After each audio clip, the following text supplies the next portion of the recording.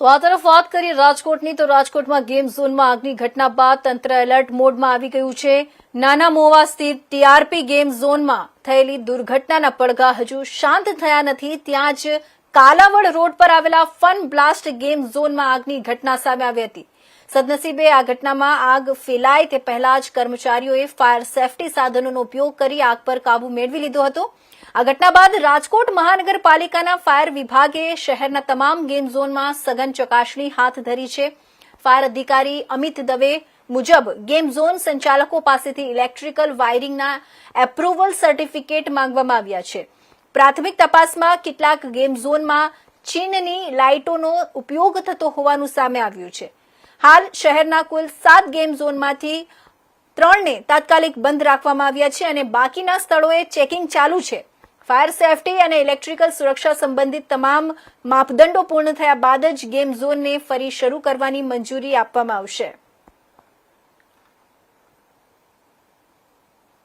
TRP જે અગ્નિકાંડ થયો હતો જેમાં 28 નિર્દોષોના જે મોત થયા હતા તે બાદ ફરી એકવાર જે કહેવાય રાજકોટમાં મોટો અગ્નિકાંડ છે તે સહેજમાં અટક્યો છે। રાજકોટના જે કહેવાય ચૂંટણીના દિવસે જે ફન બ્લાસ્ટ જે ટીઆરપી જે ગેમ ઝોન હતો તેમાં મોટો એક કહેવાય કે ભેદી જે કહેવાય આગ લાગવાની ઘટના બની હતી પણ સદનસીબે આ ઘટના છે તે સહેજમાં અટકી હતી। ત્યારે આપણી સાથે ચીફ ફાયર ઓફિસર છે, આપણે એમની સાથે વાત કરીશું। સર, અવારનવાર જે આવા જે કહેવાય ગેમ ઝોનો હોય છે તે રાજકોટમાં અકસ્માતો બનતા હોય છે, આગની ઘટનાઓ બનતી હોય છે। હજી એક ટીઆરપીના પડઘા સાર નથી થયા, તે બીજી એક આવી ઘટના, શું કહેશો?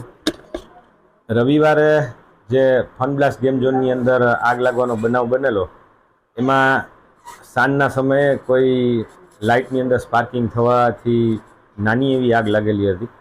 એ આગ જે કહેવાય કે એમના સ્ટાફે ટ્રેન પર્સન હતો એટલે એના લીધે તરત જ બુઝાવી પણ નાખી ફાયર એક્સ્ટિંગ્વિશર ઓપરેટ કરીને, અને ત્યાં જેટલા લોકો હતા એ લોકોને બહાર પણ કાઢી દીધા હતા કારણ કે બધા જ એક્ઝિટના દરવાજા ખુલ્લા હતા અને ફાયરના જે સાધનો છે તો એ પણ બધા વર્કિંગ કન્ડિશનમાં હતા અને ત્યાંનો સ્ટાફ જે ટ્રેન પર્સન છે તો એના લીધે આપણને કોઈ મોટી જાનહાની નથી થઈ।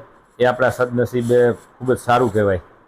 સર, આ ગેમ ઝોન કોનો હતો કંઈ સામે આવ્યું છે? કારણ કે ઘણું એવી ચર્ચાનો વિષય ગેમ ઝોન બન્યો છે કે મોટા માથાઓ આમાં ઇન્વોલ્વ હતા, રાજકીય નેતાઓ હતા, તે પણ રાત્રે સમય દોડી આવ્યા હતા। ત્યારે આવી આગ લાગતી હોય છે જે બાળકો જ્યાં જે કહેવાય મોજ મસ્તી કરવા જતા હોય છે તેવી જગ્યામાં આગ લાગવી કેટલું યોગ્ય છે? ઇક્વિપમેન્ટ કેવા બધા હતા?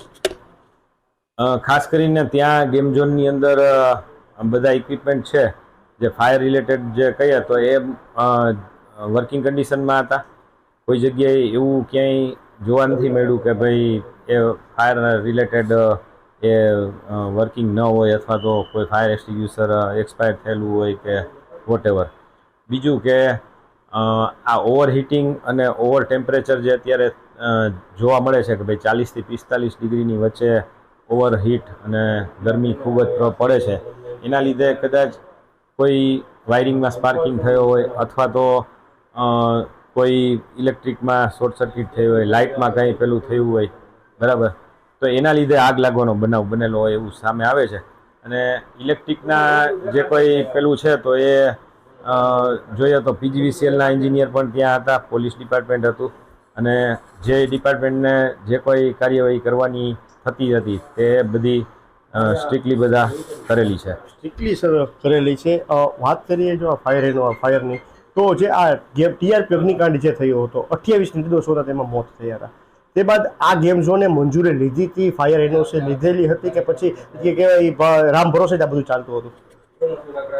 કોઈ જગ્યાએ રામ ભરોસે ચલાવી લેવામાં આવતું જ નથી, એટલે કોઈ જગ્યાએ ફાયર રિલેટેડ કોઈ જે કંઈ સાધનો છે એ સાધનો ફિટ કર્યા હોય ત્યાર પછી જ ફાયર એનઓસી આપવામાં આવે છે અને કોઈ જગ્યાએ અમે નિયમ મુજબ કે નિયમમાં કોઈ બાંધછોડ પણ કરવામાં આવતી નથી। સર, એવું નથી લાગતું ક્યાંક જે આવી આગની ઘટનાઓ બનતી હોય છે ગેમ ઝોનોમાં તો મહત્વની હોય છે કે જ્યાં બાળકો જે પોતાના વહાલ જોયા જે ભૂલકાઓ હોય છે તે રમવા આવતા હોય છે પરિવાર સાથે, તે ક્યાંક ને ક્યાંક આગમાં હોમાતા હોય તો આવું નથી લાગતું કે હવે જે આ ગેમ ઝોનો જે મોતના માચડાઓ ઊભા થતા હોય છે તેને ડામવાની જરૂર છે કે તેને કહેવાય કે આવી રીતે જે એનઓસી તો આપી દેવામાં આવે છે, ઇક્વિપમેન્ટ બધા દેખાડી પણ દે છે કે ઇક્વિપમેન્ટ છે, પણ ક્યાંક ને ક્યાંક જે આવી આગની ઘટનાઓ બનતી હોય છે તે બાબતે તેમને સતર્ક થવાની જરૂર નથી લાગતી? હવે ખરેખર પબ્લિકે પણ સતર્ક રહેવાની જરૂર છે। ઓવર હીટિંગ કે ઓવર ટેમ્પરેચર કે ઓવર ક્રાઉડ હોય ત્યાં થોડી સાવચેતી જરૂરી છે. ભલે બધા ગેમ ઝોનમાં રમવા જતા હોય છે, એન્જોય માટે હોય છે, બરાબર છે, પણ પબ્લિકે પણ સાવચેતી રાખવાની જરૂર છે. એટલે મારું ખાસ સૌને અનુરોધ છે કે ક્યાંય પણ જાય તો સાવચેત રહે. બીજું, ફાયરના સાધનો જે કંઈ છે એ વર્કિંગ કન્ડિશનમાં, અને દરેક પબ્લિકને જેમ ફોરેન કન્ટ્રીમાં કોઈ રેસિડેન્સ બિલ્ડિંગ હોય અને એની અંદર જે ત્યાંના જે બધા નિયમો છે કે ભાઈ ત્યાં બધાને ફાયરના સાધનો ઓપરેટ કરતા આવડવા તો જોઈએ.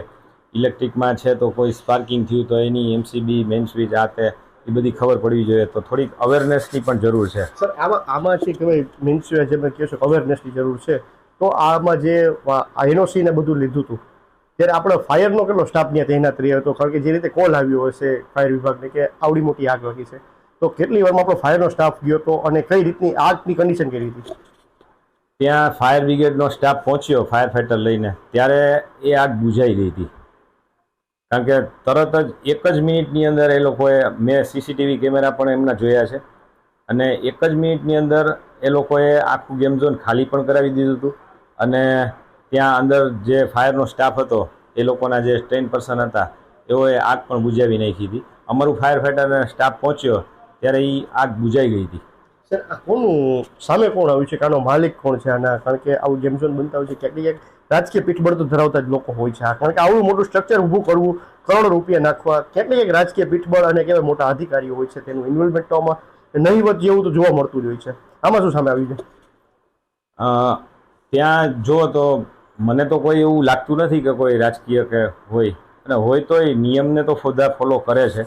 અને એ ગેમ ઝોનની અંદર નિયમ મુજબ બધા સાધનો પણ છે.